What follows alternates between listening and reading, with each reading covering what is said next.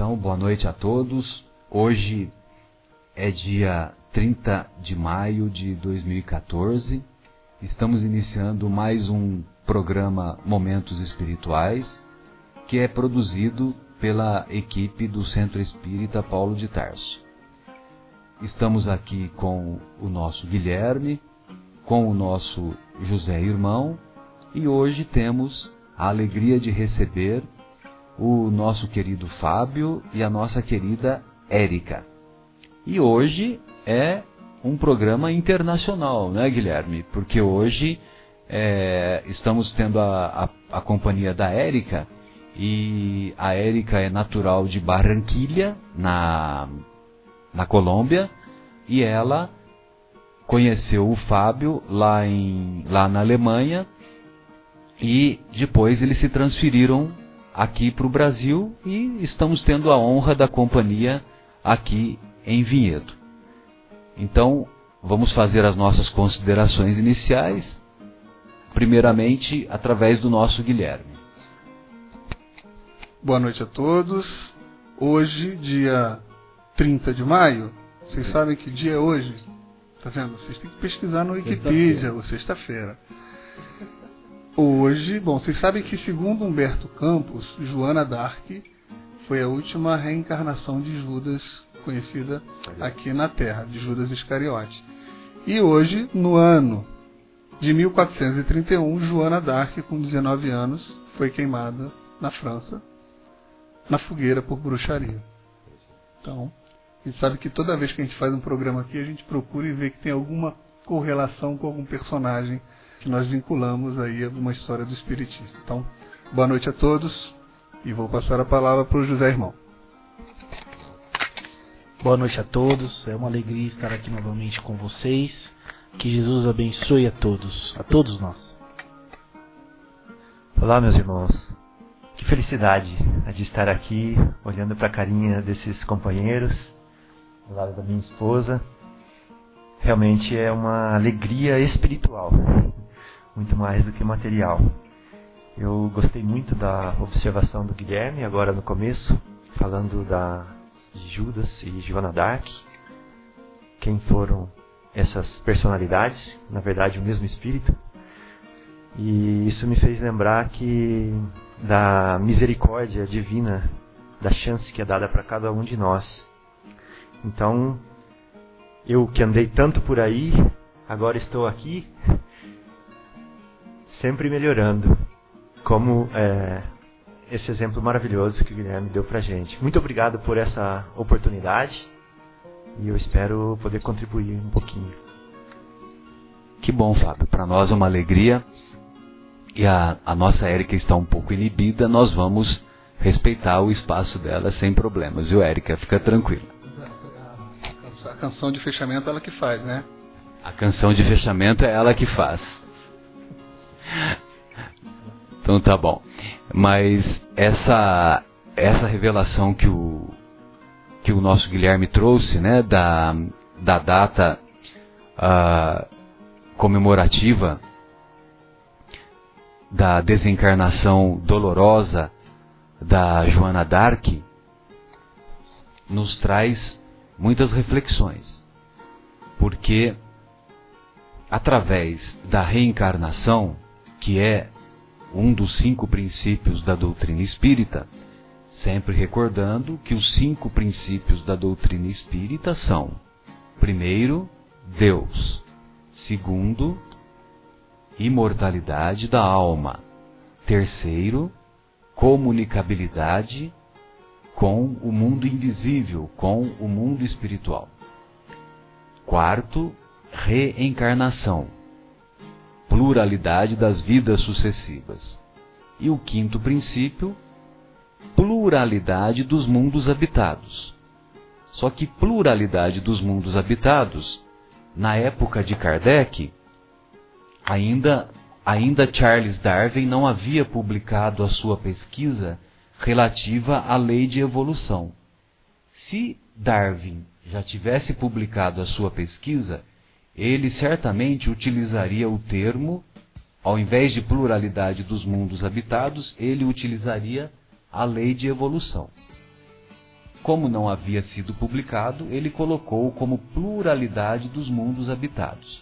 Só que quando nós estudamos o capítulo relativo à pluralidade dos mundos habitados, nós vamos observar que os benfeitores espirituais falam de evolução o tempo todo. Categoria dos espíritos, categoria dos diferentes mundos, das diferentes moradas celestes. E a reencarnação, que é um dos princípios da doutrina espírita, possibilita essa nova oportunidade que Judas teve de poder se redimir daquele equívoco que ele cometeu na época em que ele conheceu o Mestre. Judas era e é um espírito muito elevado. Se ele não fosse um espírito muito elevado, o Mestre não o convidaria para fazer parte do colégio apostólico. Afinal de contas, ele era um dos 12 apóstolos, uma das 12 pessoas que conviveram na intimidade com o Senhor, na intimidade com o Mestre. E Judas, quando Judas coloca Jesus frente a frente com os governantes romanos lá da época, ele não estava preocupado com os 30 dinheiros, com as 30 moedas de prata que ele recebeu. Judas tinha tal admiração pelo Mestre, tal confiança no Mestre, que ele tinha certeza que o Mestre era realmente o Messias. Só que a ideia dele, ao confrontar Jesus com o Império Romano, a ideia dele era que, ao confrontar com o Império Romano, aquele momento seria um momento tão importante que Jesus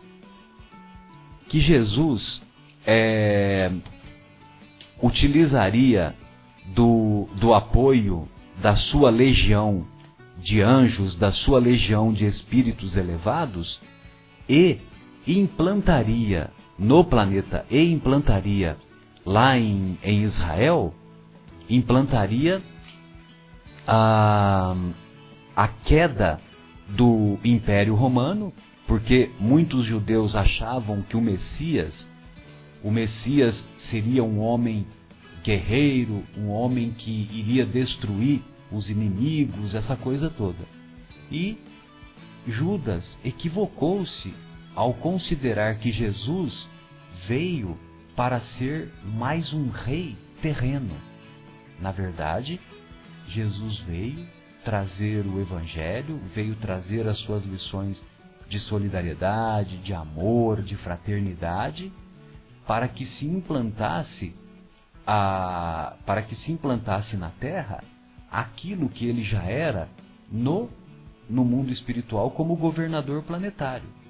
Mas Judas não compreendeu a missão de Jesus. Então o que ele quis foi apenas confrontar Jesus para que Jesus destruísse o Império Romano e viesse a construir um novo reino aqui na Terra. Logicamente que mais tarde, quando ele viu que Jesus havia sido preso e que ele não tinha entendido a mensagem correta do Mestre, logicamente que Jesus fez o caminho do Gólgota, que acabou culminando com a sua crucificação, e ele não teve resistências e, caindo em si, ele infelizmente não teve forças e acabou se suicidando. E é interessante porque eu me recordo da época em que nós frequentávamos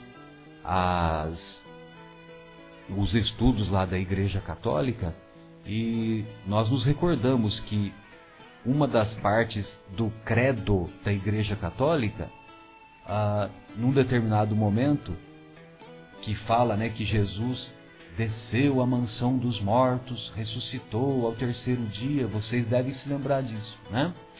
E quando diz que Jesus desceu à mansão dos mortos, o que ele foi fazer na mansão dos mortos? Ele foi resgatar o seu amigo Judas Iscariotes,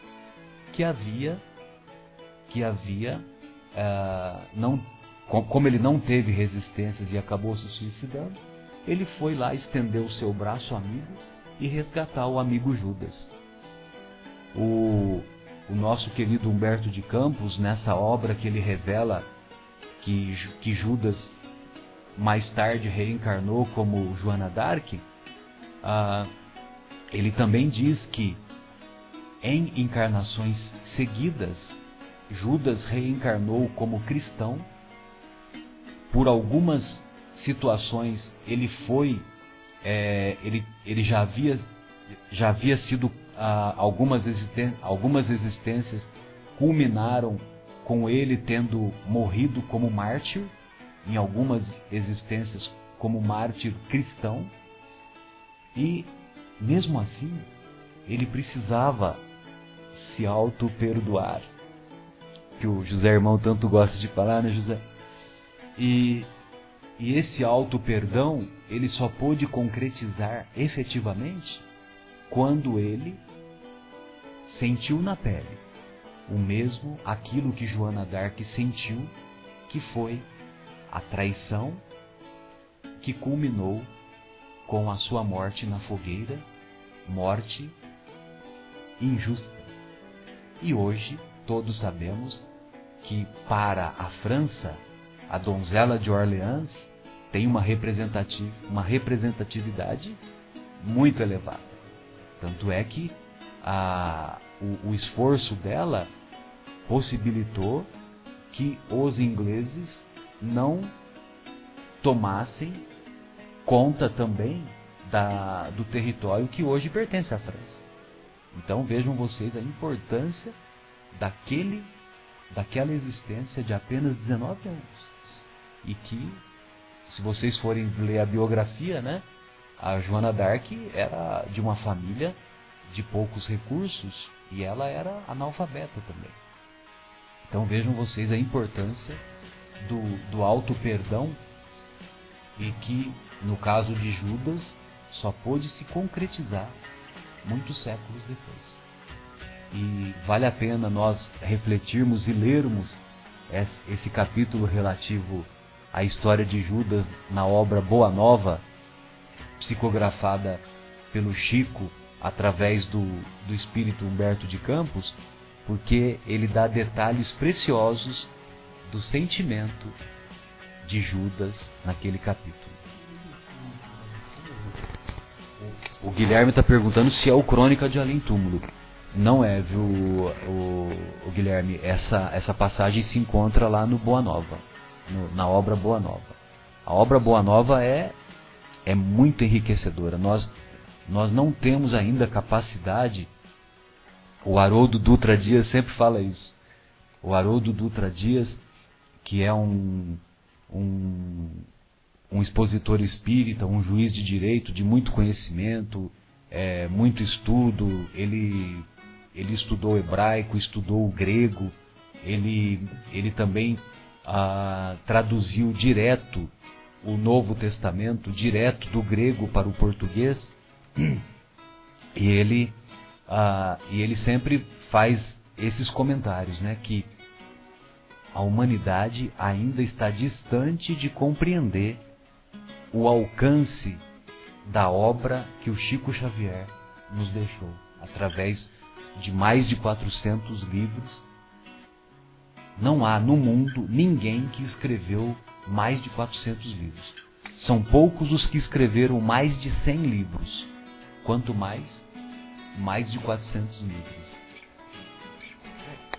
José Irmão, gostaria de ouvir os seus comentários. Sem dúvida, a obra de Chico é um marco da nossa história, e o Haroldo Dutra Dias tem toda a razão quando ele disse que estamos longe ainda da compreensão total, porque são 400 obras, e só nas obras de André Luiz, por exemplo, que são alguns livros, né? Começando ali pelo Nosso Lar, ou iniciar pelo Nosso Lar, depois tem os Mensageiros e assim por diante. Se nós pegarmos para ler, só essas obras, a releitura dessas obras já leva muito tempo, porque cada obra dessa é de um conhecimento, de uma profundidade simplesmente inacreditáveis. E a própria obra básica do Espiritismo, os 5 livros, o Livro dos Espíritos, o Livro dos Médiuns, o Evangelho segundo o Espiritismo, e depois o livro A Gênese e o Céu e o Inferno, que são as obras básicas, que todo espírita deveria ler as obras básicas, embora nem todo espírita leia diretamente as obras básicas, e sim o estudo deles. Na opinião de muitos, e também minha, as obras de Chico fazem parte das obras, é a continuação, digamos, das obras básicas, pela profundidade e pelo conhecimento que ele nos traz. Em relação a Joana d'Arc, é muito bela toda a história, não é? Toda a história, porque mostra a misericórdia divina, a misericórdia de Jesus para conosco. Mesmo nos maiores erros, nos maiores equívocos, Jesus está de braços abertos para cumprir aquilo que ele disse, aquilo que ele veio nos demonstrar, que é o perdão e o amor. E no caso de Judas, como o Marcelo disse, como ele não teve resistência e suicidou-se, nesse departamento, que é um departamento também muito profundo, muito complexo, é bom lembrar que cada caso, sem dúvida nenhuma, é um caso, porque só Jesus conhece o fundo de cada coração dos seres que estão aqui na Terra, e ele sabe o que cada um é movido, os motivos de cada qual, e o tempo que devemos passar, o que devemos resgatar em cada situação, né? Às vezes nós ficamos preocupados, sem dúvida nenhuma, o suicídio é um erro. Sempre os preleitores espíritas, os de conhecimento espírita aprofundado, sempre dizem que nós devemos sempre dizer dentro do centro espírita, para que nós tenhamos sempre resistência para com a vida, que o suicídio é um dos maiores erros que nós podemos cometer, né? Essa fuga espetacular do espírito não resolve em nada a situação, piorando-a sempre. Mas no caso de Judas, que cometeu um erro ali, um equívoco, ele não sabia que iria se proceder daquela maneira, ele foi um dos que... Foi um erro de interpretação. Sem dúvida. Foi um dos que ficou menos tempo, digamos assim, nos umbrais da onde estão ali os suicidas. E depois, através da coragem, do amor, através da nova oportunidade, dessa bênção, que é a reencarnação, ele pôde vir e demonstrar toda a sua fé e todo o seu amor para com Jesus. É realmente de uma beleza incrível. Bem, eu me lembrei também de um comentário antes de nós entrarmos no nosso estudo, viu, companheiros e companheira, que tem um expositor espírita que eu gosto muito, que ele se chama Estevão Camolese. O Estevão Camolese, ele faz um comentário que eu acho simples e brilhante ao mesmo tempo. Ele diz o seguinte, ele diz que a vírgula no Evangelho é tudo. A vírgula no Evangelho é tudo. Então ele fala isso, né, que por exemplo, e caindo em si, vírgula, Judas não teve resistências e se suicidou. Caindo em si, vírgula, Pedro chorou amargamente após ter negado o mestre que ele tanto havia convivido por 3 vezes seguidas. Caindo em si, vírgula, Maria Madalena tornou-se a mulher que fez a grande transformação moral de sua vida. A grande transformação que a tornou a primeira pessoa a ver Jesus ressurrecto. Isso é de uma grandeza e de uma beleza que nós não temos ideia. Vejam vocês que a primeira primeira pessoa que Jesus apareceu ressurrecto não foi Maria, a sua mãe, querida, queridíssima, não foram nenhum dos apóstolos, todos queridos, não foi Verônica, aquela do Santo Sudário, não foi nenhum dos admiradores e dos seus discípulos. A primeira pessoa foi Maria Madalena. Então, isso deve servir de uma lição mais profunda para todos nós, sempre lembrando que Maria Madalena, as tradições dizem que ela era uma mulher que recebia os seus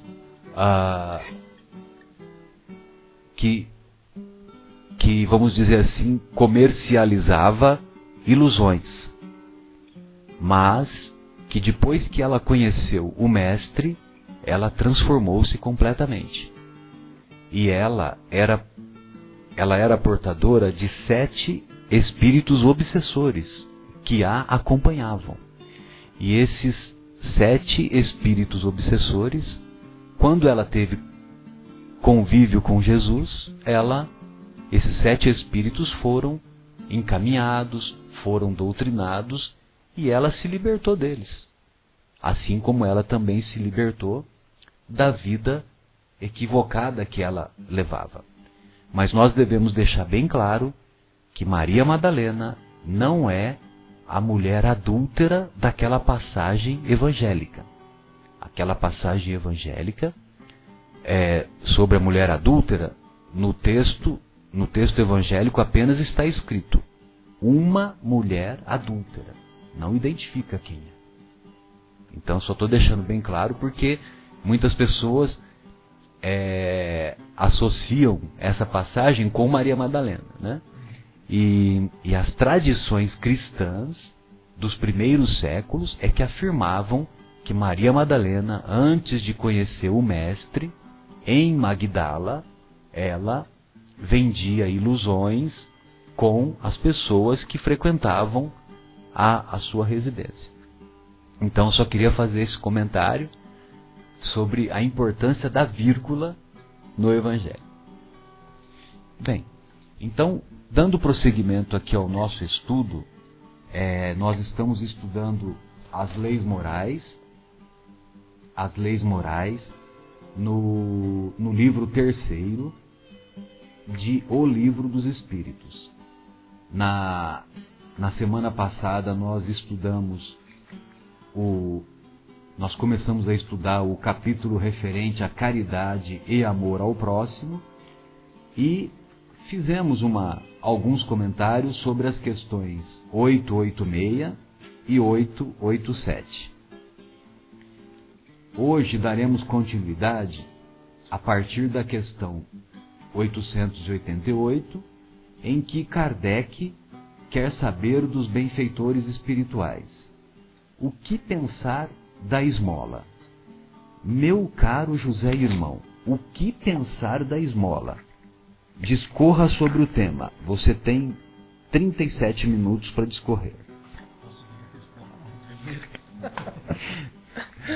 Você sabe que eu falo brincando. Os benfeitores espirituais. Eles dizem assim: o homem reduzido a pedir esmola se degrada moral e fisicamente. Ele se embrutece. Numa sociedade baseada sobre a lei de Deus e a justiça, deve-se prover a vida do fraco sem humilhação para ele. Ela deve assegurar a existência daqueles que não podem trabalhar, sem deixar a sua vida à mercê do acaso e da boa vontade. Reprovais a esmola? Não, não é a esmola que é reprovável, frequentemente. É a maneira pela qual é feita. O homem de bem, que compreende a caridade segundo Jesus, se antecipa ao infeliz, sem esperar que ele lhe estenda a mão. A verdadeira caridade é sempre boa e benevolente. Ela está tanto na maneira quanto no fato. Um serviço feito com delicadeza duplica de valor se é feito com ostentação. A necessidade pode fazê-lo aceitar, mas o coração não é tocado por ele. Lembrai-vos também que a ostentação aos olhos de Deus tira o mérito do benefício. Disse Jesus, que a vossa mão esquerda ignore o que dá a vossa mão direita. Ele vos ensina com isso a não delustrar a caridade pelo orgulho. É preciso distinguir a esmola propriamente dita da beneficência. O mais necessitado não é sempre aquele que pede. O receio de uma humilhação retém o verdadeiro pobre e, frequentemente, ele sofre sem se lamentar. É a este que o homem verdadeiramente humano sabe ir procurar sem ostentação. Amai-vos uns aos outros é toda a lei, lei divina pela qual Deus governa os mundos. O amor é a lei de atração para os seres vivos e organizados. A atração é a lei de amor para a matéria inorgânica. Não olvideis jamais que o espírito, qualquer que seja seu grau de adiantamento, sua situação como reencarnação ou erraticidade, está sempre colocado entre um superior que o guia e o aperfeiçoa, e o inferior diante do qual tem os mesmos deveres a cumprir.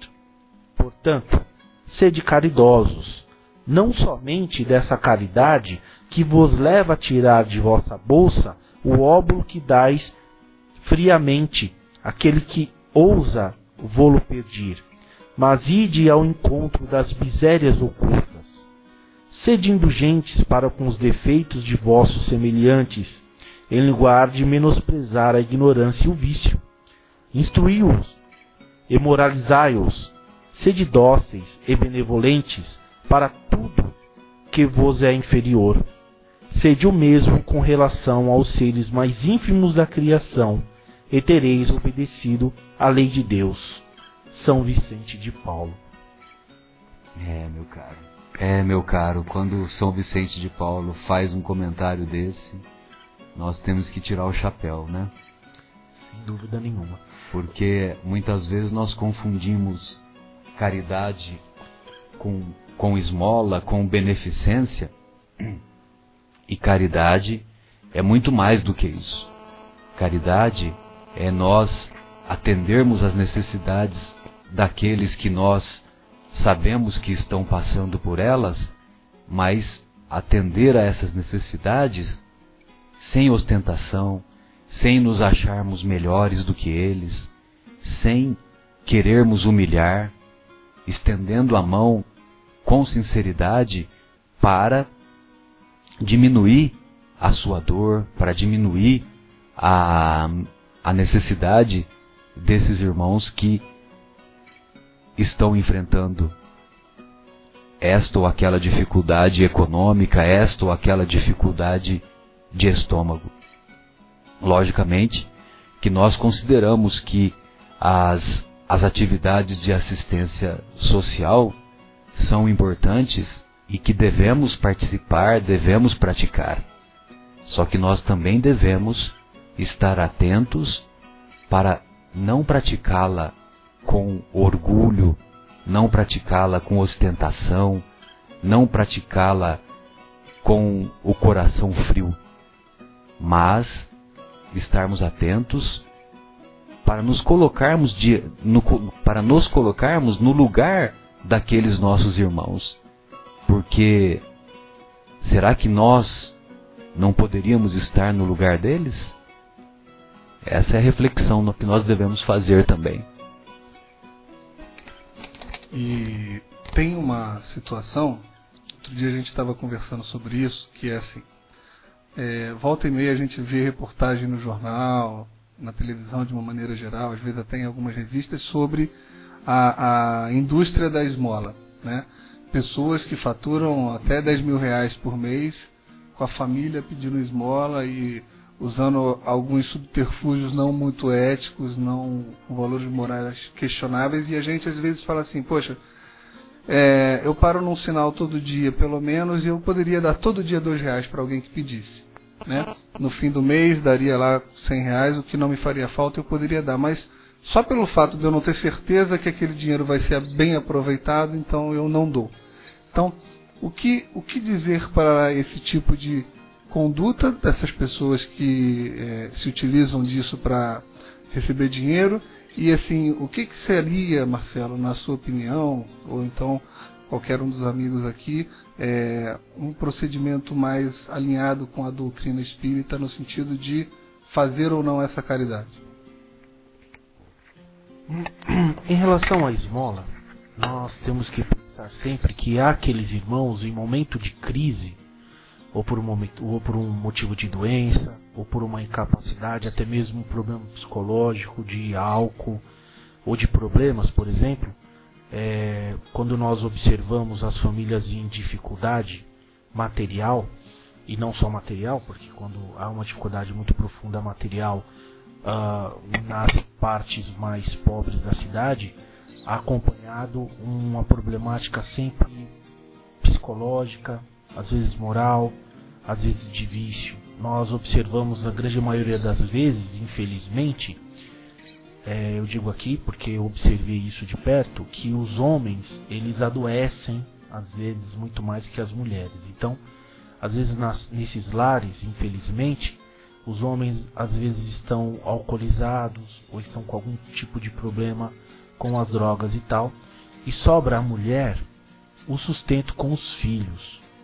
E às vezes, nesses lares, às vezes não, na grande maioria das vezes, são muitos os filhos. Ainda hoje, quando nós chegamos nas periferias das cidades, aqui mesmo, em Vinhedo, nós podemos observar que às vezes casa com 4, 5 filhos, em que o pai, 2, 3 cômodos, em que o pai está em situação de alcoolismo ou algo pior, não é? E a mãe, ela tem que trabalhar às vezes em 2 lugares, e o ordenado não dá para alimentação devida, suprir todas as necessidades da família. Então daí entra a ajuda dessas organizações, não é? Desses institutos, assim como a Casa Espírita, assim como parte dos trabalhos dos irmãos católicos ou até dos irmãos evangélicos também, que correm em socorro para essa família. Porque mesmo a mãe trabalhando, o pai trabalha, mas quase sempre acaba colocando todo o seu dinheiro no álcool, na bebida, e a mãe tem aquela preocupação de suprir a necessidade alimentar dos filhos. Mas como eu disse, o dinheiro é muito pouco, então não dá. Então essas instituições, graças a Deus que elas existem. Então nós não temos ainda aquela visão para observar todos esses parâmetros. Eu vou dar aqui uma opinião pessoal. Às vezes quando eu estou passando, e naquele momento, a quem está me pedindo, se me toca profundamente, e eu tenho dinheiro, eu dou. Mas eu não sei o que ela vai fazer com o dinheiro. Mas aí nós deveríamos pensar o seguinte, é da responsabilidade deles.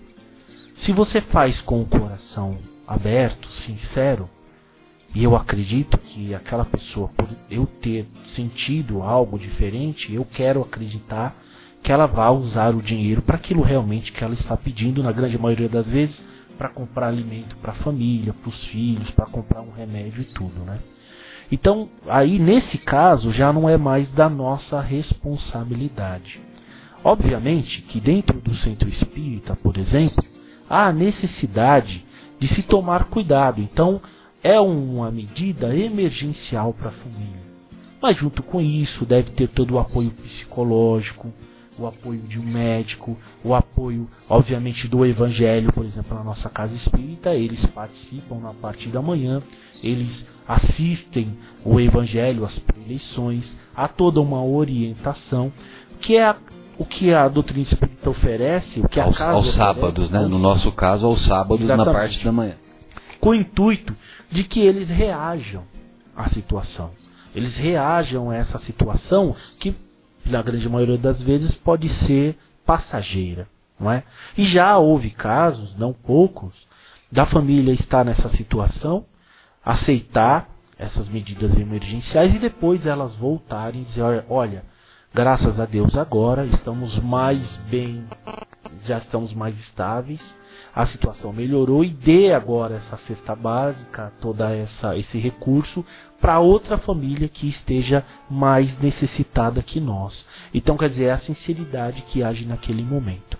Lógico, como nós voltamos a dizer, quero frisar bem, a esmola é sempre um ponto emergencial, é aquilo que você sente que naquele momento na outra maneira. Então você vai, você dá com o coração e você espera que a pessoa faça bom uso. Agora, obviamente que aqui os benfeitores, eles são mais amplos no sentido da caridade. E nesse ponto eu gostaria de discorrer um pouco mais, porque a caridade é o meio que nós temos de entrar em contato com dores maiores, na minha visão, que é a dor desses irmãos que estão passando por essas grandes necessidades. E nós, na maioria das vezes, somos os que mais colhemos os benefícios da caridade. Porque entramos em contato com essa dor e isso nos humaniza mais. Quer dizer, o benefício de quebrar a preguiça, o benefício de quebrar o nosso comodismo e como consequência, quebrar o nosso egoísmo, é o benefício do trabalho tendo como volta a nossa humanização. Porque a caridade é um dos meios sem dor, é que nós não necessitamos da reencarnação da prova ou da expiação, é o meio, digamos, mais misericordioso que Jesus nos oferece de elevação. O meio mais misericordioso, mais amoroso de aprendizado do cristianismo, do trabalho cristão. É o suor, como disse a dona Nete Guimarães, é o suor, é o trabalho, quer dizer, é o trabalho dos nossos sentimentos, é o trabalho da diminuição do nosso orgulho, como eu disse, do nosso egoísmo, às vezes da nossa prepotência, ou seja, da nossa humanização. Eu reparo a dor do outro e no trabalho de ajudar na diminuição da dor do outro, eu trabalho a minha própria dor e me aproximo mais de Cristo, ao ponto de, como Paulo diz, agora Jesus está em mim. Esse é o grande ponto. Quer dizer, ou é isso, ou então as consequências doloridas de nossas próprias atitudes através de reencarnações amargas. Sem dúvida. Fábio, se você quiser fazer um comentário, fica à vontade, meu querido. Fica à vontade. Enquanto eu estava ouvindo vocês falarem, eu fiquei imaginando e revivendo situações que eu já passei, né? Andando pelas calçadas, vendo pessoas sentadas.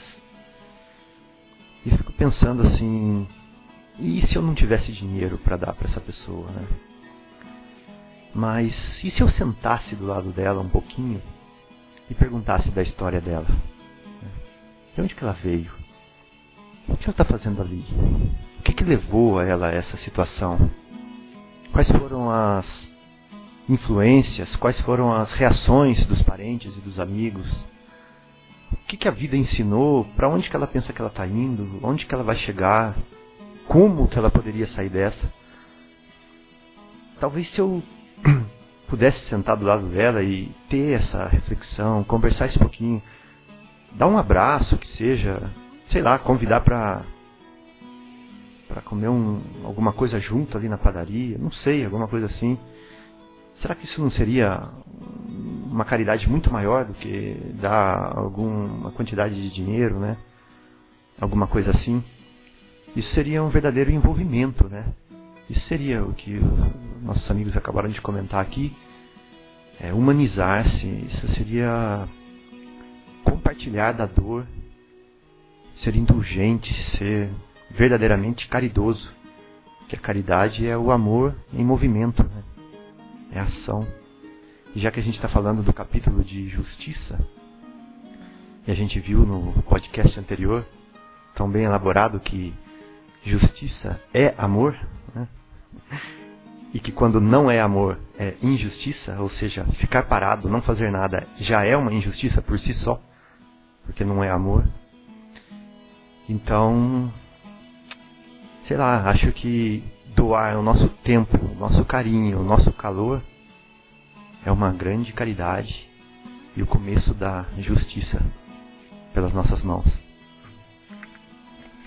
Beleza, Fábio. Obrigado por compartilhar esse seu sentimento aí conosco. Aquilo que o José Irmão comentou, nós gostaríamos também de reafirmar que quando alguém nos pede alguma coisa, se nós pudermos dar alguma coisa, independente se é dinheiro ou se é alimento, que seja, né, para diminuir a dor daquele momento, daquele nosso companheiro que está cruzando o nosso caminho, se nós fizermos isto com amor, com carinho, sem humilhação, e não pensarmos se ele vai utilizar aquele dinheiro ou aquele alimento para fazer mau uso, né? Seja através de utilizar-se para bebida alcoólica ou mesmo para o uso de drogas, sem dúvida, isso deve ficar claro que a responsabilidade foi passada para ele. Nós fizemos a nossa parte. Nós oferecemos aquilo de coração. Se ele fez mau uso, a responsabilidade é dele.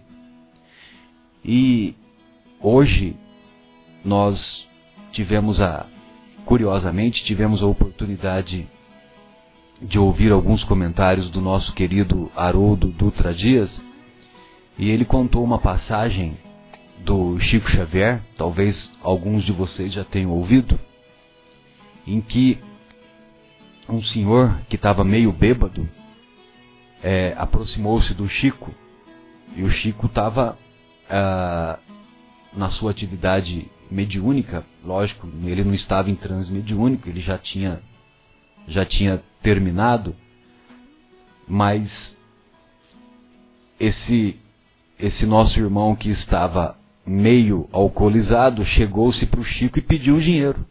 Aí o Chico retirou do bolso dele algum dinheiro e deu para ele. Aí os companheiros que participam da atividade do Chico falaram: mas Chico, você não percebeu que aquele senhor estava meio bêbado? Aí o Chico falou: percebi sim. E você não sabe que você ao dar o dinheiro para ele, você não sabe que ele vai utilizar-se do dinheiro para comprar mais bebida? Sei que ele vai comprar mais bebida. E mesmo assim você concorda? Meu amigo, respondeu o Chico, uma pessoa que está meio bêbada é pior do que aquele que está bêbado inteiro. Porque aquele que está bêbado inteiro, ele chega em casa e vai dormir, ele não vai fazer bobagem. Agora aquele que está meio bêbado, ele vai continuar fazendo bobagem. Então fica aí para nossa reflexão uma conduta, né, que o nosso querido Chico teve perante uma situação dessas, né, que muitas vezes nos desconcerta, né? Nós sabemos que muitas vezes você dá o dinheiro e o nosso irmão que se encontra nessa situação desfavorável, nós sabemos que ele vai fazer mau uso. Mas, voltamos a dizer, o importante é nós oferecermos a nossa ajuda de coração, sem humilhação. O que ele vai fazer com aquela nossa ajuda é problema dele, é responsabilidade dele. Eu ia passar para outro assunto, né? Então só queria fechar esse. Eu ia fazer mais um comentário, mas pode mandar bala. Só para colocar minha opinião também, para o Zé que falou a dele e para os ouvintes também, assim. Com tudo isso, eu também, antes fazia isso que você faz. Se a pessoa me tocar, eu achar que aquele dinheiro vai ser bem utilizado, eu daria. De uns dias para cá, eu comecei a dar, me pediu, eu dou a esmola. Que é muito pouco, né? A esmola é a forma mais fácil de fazer caridade. né? Então, poxa, o mínimo ali eu estou fazendo. E assim, se o cara vai comprar cachaça ou não, paciência, é a responsabilidade dele. E às vezes, né, a pessoa não toca a gente, porque pode ser um rapaz, sei lá, saudável ali pedindo esmola e você fica, por que não está trabalhando? Mas ainda assim a gente, na minha opinião, podia dar, porque às vezes, aparentemente ele é saudável, mas existe de fato um problema que o impeça de trabalhar. Ou aquela emergência ali está premente, ele não está fazendo aquilo na indústria da esmola. E isso vale também, já que a gente está falando de caridade, por exemplo, se a gente souber como é que é a vida daquelas pessoas que ficam entregando papel no farol, a gente abria a janela e pegava todos. Ainda falava assim, pode me dar uns 2 ou 3. Porque é uma vida miserável. Então, e hoje todo mundo andando com ar-condicionado ou fechado o vidro por conta de segurança, a gente muitas vezes finge que nem viu a pessoa, né? E com isso o filme a pessoa ainda fica olhando lá para dentro como se... E a gente finge que não viu. Poxa, pegar o negócio, ela está ali trabalhando, oferecendo um negócio que a gente não queira, joga fora depois no lixinho e tudo mais. Mas são coisas que a gente pode fazer com relação à caridade e aquilo que a gente falou no podcast passado, né? A vida oferece a oportunidade da gente ser caridoso todo o tempo, várias vezes por dia. Pode ser numa passagem para alguém que está com mais pressa, né? Quantas vezes a gente não vai tentar passar alguém e a pessoa acelera para não deixar a gente passar? E às vezes a gente tem essa mesma reação, né? Fala assim, pra que? Vai, meu filho, passa, né? São caridades, é com a família da gente, é com animais, é com o rapaz da portaria, é num banheiro público que tem lá uma pessoa que fica 8 horas lá cheirando aquele banheiro público, você fala assim, poxa, olha, parabéns, está muito limpinho o banheiro do senhor, né? São coisas pequenas que a gente pode fazer e que tiram um pouco essa nossa culpa de não ser caridoso, né? Eu, pelo menos, me sinto às vezes culpado, falo assim, puxa vida, podia ter feito algo e não fiz. Então, esses mínimos que a gente pode fazer é uma reflexão para todo mundo. O Guilherme, você me fez lembrar que eu tenho um respeito, um carinho muito profundo com as nossas irmãs, que são as nossas colaboradoras, que trabalham nos hospitais ou mesmo em outras instituições e que trabalham como exercendo a função da faxina, da limpeza. E muitas vezes a Sônia, né, a minha esposa, que uma vez comentou, né, que a maior queixa que essas nossas irmãs têm, e nossos irmãos também, né, porque em muitos locais também tem faxineiros, né, sexo masculino. Então, a maior queixa que eles têm é que a maioria das pessoas que cruzam o caminho desses nossos irmãos nessas instituições, sejam qual for, né, firmas, empresas, hospitais, escolas, a maior queixa que eles têm, o que mais dói na alma deles, é que as pessoas cruzam o caminho com eles e não olham nos olhos. Eles são considerados, eles se acham invisíveis. Eles se acham invisíveis. E muitas vezes, eu particularmente gosto de brincar muito com as pessoas, tal, então eu faço questão de fazer essa brincadeira, aquela brincadeira, tal, justamente para pelo menos, né, demonstrar, né, essa boa vontade e demonstrar que pelo menos para mim ela não é invisível, né? Mesmo que seja só para mostrar o nosso carinho, o nosso calor humano. E um outro comentário que eu gostaria, que eu me recordei também, é o nosso querido Divaldo Franco. Ele conta a história de uma dama da alta sociedade lá na Rússia, na época dos czares ainda, e essa dama estava acompanhada de uma amiga, e elas foram assistir a uma peça de teatro lá em Moscou. E ao sair da peça, o seu chofer estava esperando por ela. Chofer, lógico, né? Naquela época já haviam carros, né? Eram carros mais simples, mas já havia.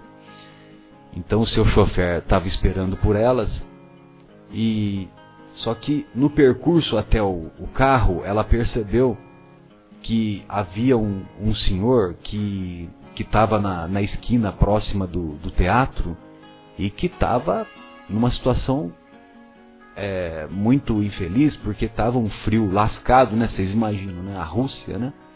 E ele estava muito desprotegido desse frio.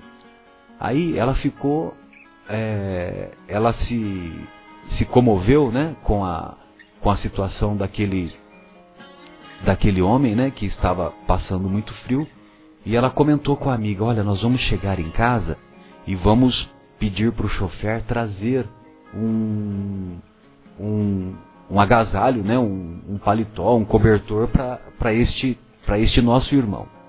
Aí ela foi para casa, aí começaram a conversar sobre isso, sobre aquilo, né? Eu imagino que as mulheres gostam de conversar sobre conjuntinho, sobre calçadinho, sobre os calçados, sobre isso, sobre aquilo. E elas acabaram se esquecendo começaram a tomar o chocolate quente delas, tal, e se esqueceram, né, da situação daquele homem. Aí no dia seguinte ela acordou e lembrou-se do homem e pediu pro seu funcionário levar o cobertor lá para ele, tal, e que ele se encontrava em tal lugar. Quando o chofer, o funcionário daquela dama, chegou para entregar o cobertor, o agasalho, ele se deparou que aquele homem encontrava-se morto de hipotermia. Então, nós temos que tomar cuidado, porque a caridade que envolve a situação material, que envolve a situação de saúde, de necessidade física, essa caridade não pode esperar, ela pode ser tarde. Muitas vezes, não adianta nós fazermos pregações aos nossos irmãos estando esses nossos irmãos com o estômago vazio. Muitas vezes, primeiro, vamos cuidar do estômago dele. Aí depois, né, na medida das nossas possibilidades, aí depois nós fazemos os comentários, apresentamos Jesus a eles, né, etc, etc. Devemos tirar da emergência da situação física, da situação mais triste. Então vamos fazer um intervalo musical e em seguida retornaremos com mais comentários sobre o estudo relativo às leis morais. Bem, então, dando prosseguimento ao nosso estudo que envolve essa reflexão sobre a esmola que os benfeitores espirituais comentam nessas questões que nós estamos desenvolvendo, a Érica, que gentilmente nos acompanha neste nosso encontro de hoje, sugeriu para que abordássemos o tema do óbolo da viúva. E é uma lembrança muito feliz que a Érica teve, porque é mais uma passagem empolgante que o mestre se utilizou para deixar as suas leis bem claras, e leis que são cósmicas e que são válidas para qualquer tempo e local em que nos encontremos. Então, aquela passagem que Jesus encontrava-se na sinagoga e observava como as pessoas depositavam as esmolas ou as contribuições no gasofilácio que se encontra nas sinagogas, ou melhor, se encontrava nas sinagogas naquela época. O gasofilácio nada mais é do que uma urna ou uma caixa onde as pessoas colocavam as suas contribuições. Então Jesus observa que as pessoas que tinham mais recursos depositavam grandes somas de contribuição.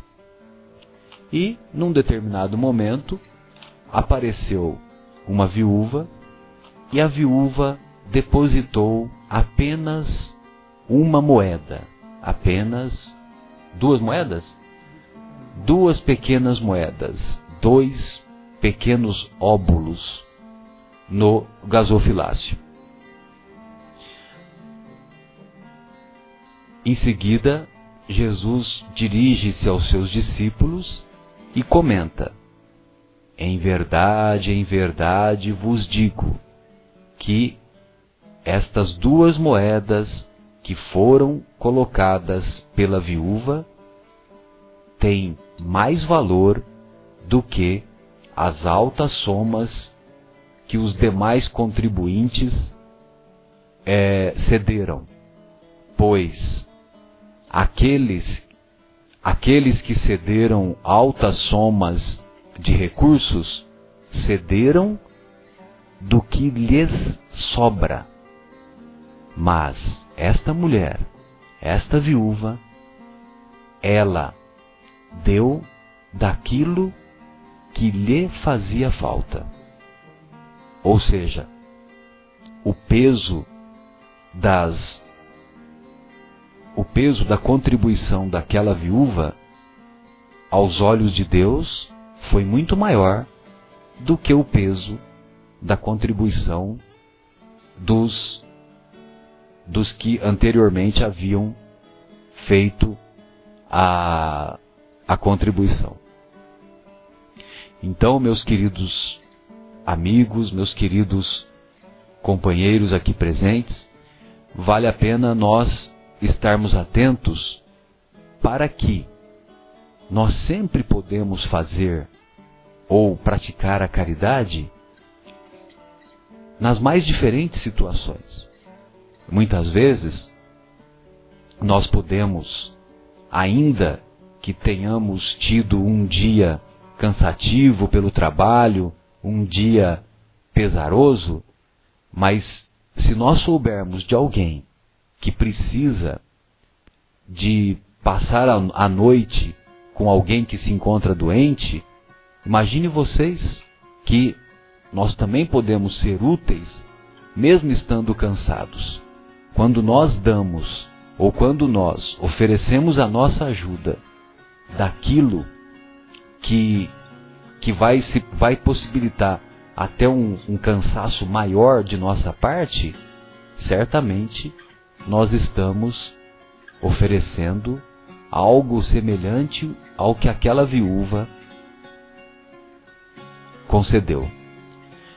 Em nossa atividade da campanha da Fraternidade Alta de Souza, que exercemos aos domingos, a campanha da Fraternidade Alta de Souza nada mais é do que uma campanha de arrecadação de alimentos, quando nós percorremos as casas de determinada rua, aqui na cidade de Vinhedo, a partir das 10 da manhã, e nós fazemos questão de percorrer todas as casas, independente se as casas são mais ou menos, com aparência de terem mais ou menos recursos, porque nós consideramos que aquelas casas que aparentam ter menos recursos, os seus moradores também devem ter a oportunidade de agirem como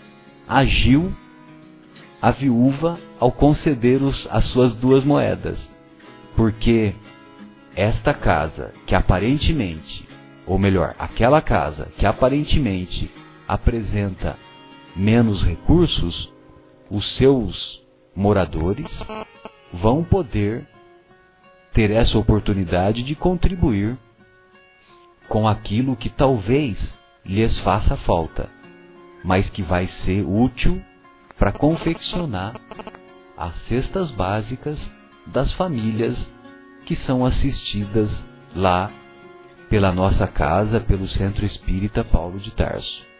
Então, quando nós percorremos as casas aos domingos, o nosso objetivo é esse: é juntar o maior número possível de contribuição de 1 quilo de alimentos não perecíveis, 1 quilo de arroz, 1 quilo de feijão, açúcar, farinha, enfim, o que cada casa puder ou quiser contribuir.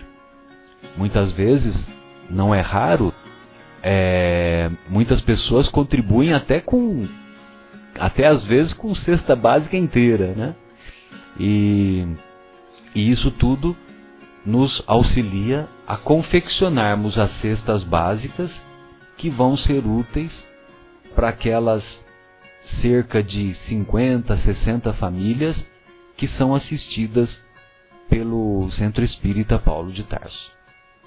Então, esse era o comentário que nós gostaríamos de fazer e vale a pena, gostaria de ouvir os comentários dos demais companheiros.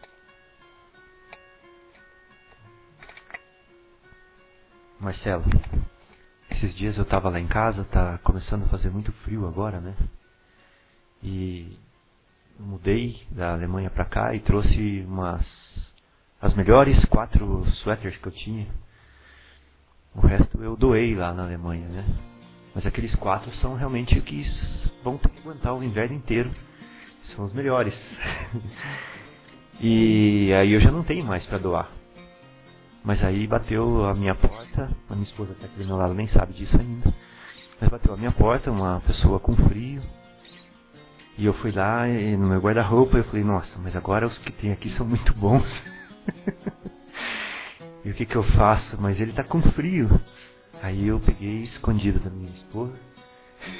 Mas que agora está balançando a cabeça afirmativamente que eu fiz bem. E peguei um suéter muito bom que eu tinha e doei para ele. Estou falando isso aqui não para fazer propaganda da minha benevolência no ar, não é isso, mas é uma vitória, acho, quando a gente consegue dar daquilo que nos faz falta e não ficar só pegando aquilo que não serve mais. É uma vitória. É o desapego, né? É uma vitória, dá uma sensação tão boa que eu acho que eu tinha que dar um testemunho aqui e falar que não dói nada, que é muito bom. Exatamente, e muitas vezes nós temos a oportunidade de ter tantas roupas em nossas gavetas e as nossas gavetas elas podem passar frio. As nossas gavetas podem passar frio. Agora, os nossos irmãos que nos procuram e que cruzam o nosso caminho, nós podemos exercitar esse desapego. Essa parte é muito importante, dando continuidade ao tema. E é bom a gente sempre lembrar do que nos diz Emmanuel sobre esse aspecto, porque às vezes nós pensamos assim, mesmo nosso amigo Fábio, às vezes podia pensar, puxa, mas de repente eu não tenho mais o que dar. Muitas pessoas pensam em termos financeiros, mas eu não tenho condições, o meu orçamento ele já é tão apertado, né? Como é que eu faço para ajudar as pessoas e tudo? Mas a gente tem que dar de si mesmo. Esse é o grande ponto, né? Porque Emmanuel nos diz que todas essa parte financeira ela é importante. É importante que façamos, porque é irmãos em estado de emergência e que nós como cristãos temos o dever de socorrer uns aos outros. Mas nós não devemos nos esquecer que tudo isso pertence ao Pai. Todas as coisas pertencem ao Pai, a não ser aquilo que está dentro de nós, que pertence a nós e que nós aí então deveríamos compartilhar. E ele diz, antes de gastar o que nós temos no bolso, devemos gastar-nos a nós mesmos, do nosso tempo, da nossa atenção, como foi dito aqui, da nossa vontade, do nosso trabalho, do nosso suor, com a nossa palavra, com o nosso entendimento. Às vezes, há amigos que estão em momentos de depressão e que eles não querem, já repararam, as pessoas quando estão assim muito tristes, na verdade eles não querem nem que você fale nada, eles querem que alguém para ouvi-los. Então eles vêm, eles desabafam, eles conversam e tal, e fala-se muito pouco, você acaba falando muito pouco, porque eles querem alguém que esteja perto. Às vezes o abraço vale muito mais do que qualquer tipo de palavra que você fale. Uma vez, em um desses trabalhos, em um asilo, houve uma passagem que me marcou muito. Até aproveitando aqui o que o Fábio havia dito anteriormente, sobre às vezes ouvir uma pessoa e conversar. É muito interessante o asilo e as creches, porque nos dois pontos, quando nós chegamos, por exemplo, quando a gente chega numa creche, O que chama mais atenção, todas as creches até hoje que eu fui, as crianças elas abraçam as nossas pernas. E elas choram muito depois quando nós vamos embora. Não sei se vocês já tiveram essa oportunidade e chega a dói, né? E os idosos, eles também são de uma carência muito grande. Então quando nós vamos em grupo, eles se preparam, eles se arrumam, eles nos aguardam. E aí a gente chega no grupo, a gente fica, a gente conversa e tudo mais. E um deles, ele já quase não tinha mais visão. E eu sentei ao lado dele e nós começamos a conversar. E é muito interessante porque o idoso, ele gosta de conversar, né? E se você voltar lá várias vezes, ele vai contar às vezes a mesma história, mas ele gosta de falar com todos aqueles detalhes. E eu gosto muito de ouvir os idosos falar. E essa conversa que eu tive com esse senhor me marcou muito porque ele disse assim. Eu falei, o senhor teve filhos? Ele falou, tive muitos. E eu falei, e eles venderam? E ele falou, não mais. Eles não vêm mais me ver. Aí eu peguei e falei, bom, acho que isso vai chatear nessa conversa, acho melhor mudar o assunto. Ele falou assim, mas meu filho, eu errei muito na minha vida. Olha que interessante ele disse. Eu falei, mesmo? Ele falou, eu era taxista. E eu era muito ausente. Não só por conta do meu trabalho, mas hoje eu reparo que por conta da minha falta de consciência. Os meus filhos se criaram praticamente sozinhos. Fora, eu era um provedor alimentar e material, mas afetivo, eu fui muito ausente, eu disse. E um dia, já velho, eu era muito ignorante com eles. Eu acordei cedo para sair para trabalhar e fui tomar um café, e quando eu abri a porta de cima e fui pegar uma xícara, eu senti uma certa tontura. E eu sentei e quando eu levantei eu já não enxerguei mais nada. E até hoje eu tenho um problema de visão muito grande. Eles tentaram cuidar de mim. No início eu fui muito revoltado. E até que então um deles me deixou aqui. E algumas vezes ao ano eles vêm me visitar, mas muito pouco. Mas hoje eu vejo que em grande parte eu fui o culpado disso. Então ali, aquilo me arrepiou de uma maneira tão grande, porque eu falei assim, ele reconheceu que às vezes nós falamos assim, poxa, mas os familiares não vão visitá-los. Lógico que nós deveríamos ter mais consciência, mais compaixão. Alguns filhos ainda vão visitá-lo. Mas como a dor acabou abrindo os olhos dele mesmo, ao ponto, e eu posso dizer aqui, que ele demonstrou para mim que ele já estava perdoando os filhos também. Quer dizer, talvez faltasse ele se perdoar. Quer dizer, o Marcelo fala que eu gosto de falar de auto-perdão, mas o auto-perdão ele é muito necessário por conta disso. Né? Então, quando nós fazemos esse tipo de trabalho, voltando, nós é que ganhamos mais, sem dúvida nenhuma. É uma atividade que nos ajuda muito, e aí mostra o tamanho de nossa pequenez. Né? A gente passando por essas experiências. Então, esses lugares eles são muito carentes de visita, muito carentes de atenção, muito carentes de alguém próximo. Então, quando a gente não tem o recurso financeiro, resta-nos aquilo que Jesus nos deu de melhor, que é nós mesmos, que é a nossa atenção, o nosso amor, o nosso carinho. Né? É a grande atividade, e no fundo é o que nós estamos falando aqui, é o que Jesus quer, é o que Jesus espera de nós. Saber ouvir é tão importante, como diz o nosso querido autor do livro O Monge e o Executivo. É tão importante que deveria ser uma matéria lecionada desde os bancos escolares até as universidades. Desde o jardim da infância, o pré-primário, passando pelo ginásio. Olha, vejam vocês que esses comentários já vê que é uma pessoa velha que está falando, né? Porque quando se faz referência de ginásio, grupo escolar, né? Então já vê que é uma pessoa que é da década de 60, né? E é mesmo, eu sou da década de 60. Nota A, nota B. Então, mas saber ouvir é tão importante que deveria ser uma matéria lecionada desde desde a mais remota infância.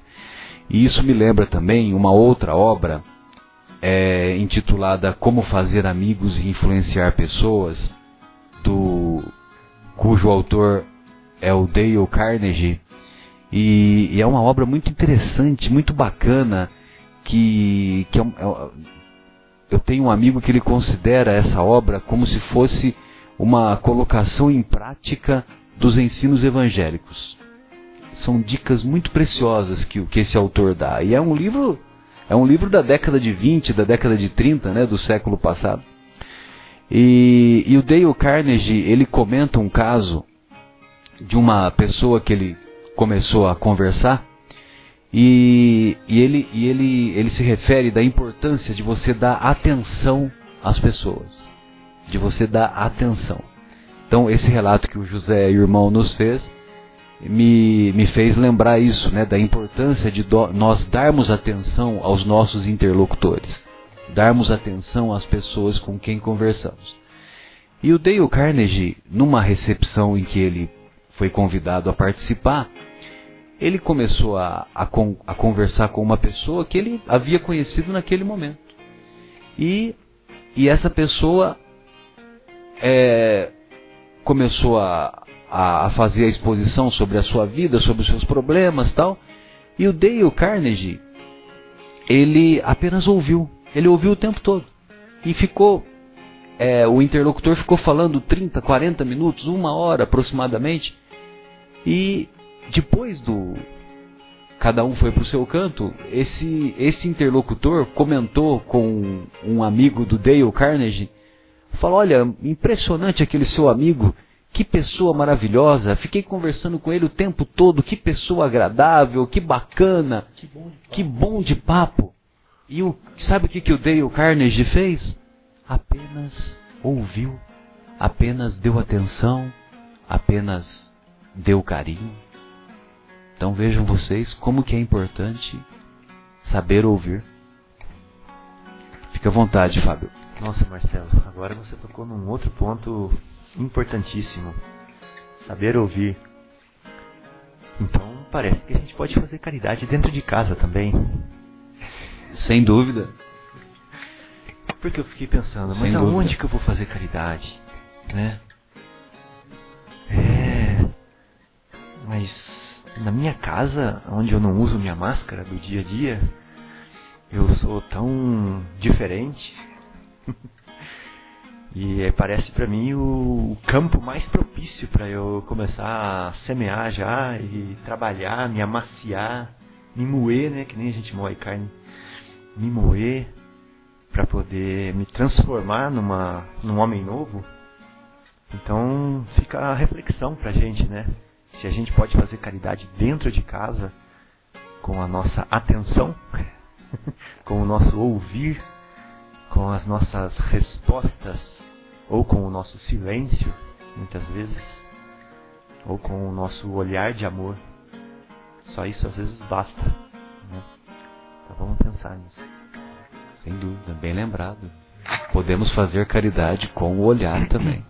O Paulo Gaudense fala uma coisa muito interessante, psicólogo conhecido, ele é psiquiatra na verdade. Ele diz que se nós aprendêssemos a ouvir ao nosso companheiro, a nossa companheira, não como acusação, mas como um desabafo mais completo que nós possamos imaginar, a gente ia se melhorar muito.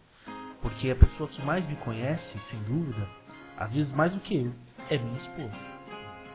Hoje, quando ela fala pra mim, eu escuto bem. Ela acha que eu não estou escutando, mas eu escuto bem o que ela está falando, para eu tentar entender. Porque você tocou num ponto muito importante, Fábio. Quer dizer, lá é em casa que nós tiramos as máscaras, porque a família, como ela é pautada pelo amor, não há o ônus, né, do peso, da mágoa, né?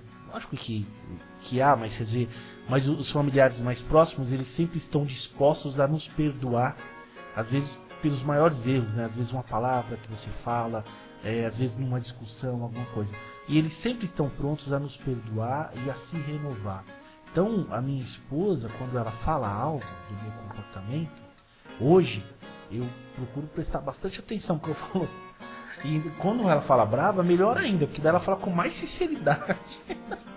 Então você escuta e fala, olha, aí tem verdade, né? Então é importante saber ouvir também nesses pontos. Né? Sem dúvida. E é o que nós comentamos no programa passado a respeito dos nossos inimigos. Não que a nossa esposa seja nossa inimiga. Não é isso. Que fique bem claro. Ou não sempre, mas é semelhante, mas não é igual. Mas muitas vezes, os nossos amigos, por nos quererem bem, eles não apontam as nossas imperfeições, né, José Irmão? Então eles não apontam as nossas imperfeições porque eles nos amam. E quem ama não vê defeitos. Agora, aquelas pessoas que se colocam como nossas opositoras, essas pessoas, elas apontam as nossas imperfeições. E nós devemos estar atentos com essas colocações, porque muitas vezes elas são muito úteis para nós fazermos mudanças de comportamento. Lógico que eu não estou me referindo às esposas, né? Meus queridos, nós estamos encerrando mais este programa e gostaríamos de nos despedir com aquele pensamento que a nossa querida Anete Guimarães nos deixou nessa palestra que a todos encantou na terça-feira, quando ela nos disse que a evolução espiritual, aliás, ela deu a fonte, né? Ela disse que o Chico Xavier, o nosso querido Chico Xavier, nos ensina que a evolução espiritual se dá pela desidratação. Para evoluirmos, temos que nos desidratar. Ou seja, através do suor do trabalho ou das lágrimas da dor. Façamos as nossas escolhas. Uma boa noite a todos. Suas considerações finais, meu querido José Irmão. Foi uma alegria e um prazer muito grande estar novamente aqui com vocês. Que Deus nos abençoe e nos abra o caminho para a semana que vem, se Ele assim permitir. Fiquem com Deus, que Jesus abençoe a todos. Fábio. Bom, irmãos, vamos nos despedindo aqui então, já com vontade do próximo. E lembrando a vocês que se vocês quiserem estudar conosco, né, só pegar o Livro dos Espíritos e continuar lá com a questão 889 e se preparar também com a gente para o próximo podcast. Muito obrigada pela oportunidade de estar aqui e ser uma ouvinte ao vivo. Boa noite. Muito bem-vindos vocês, estão convidados para os próximos quando quiserem. E boa noite a todos. E também fechando com uma frase não tão profunda e não tão nobre, mas já que falávamos de caridade e muito importante às vezes do silêncio, às vezes o silêncio vale muito, né? Então fica aqui a frase de imã de geladeira que às vezes a gente precisa escolher entre ter razão ou ter amigos. Boa noite para todos. Até a próxima. Tchau, tchau. Esse é a base.